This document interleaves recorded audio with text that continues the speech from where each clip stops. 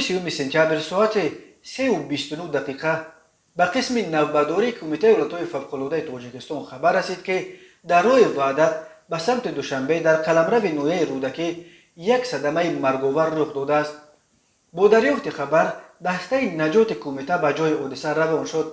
کمیته ولایت‌های فوق‌العاده خبر داد که در رودکی یک ماشین تمغه استارکس به ماشین تمغه کماز برخورده است و در نتیجه 8 نفر جراحت گوناگون برداشتند.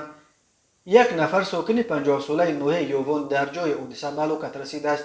شاهدان میگویند راننده ماشین استارکس از عهده اداره ماشین نبرآمده و سببگار این برخورد فاجعه بار شد.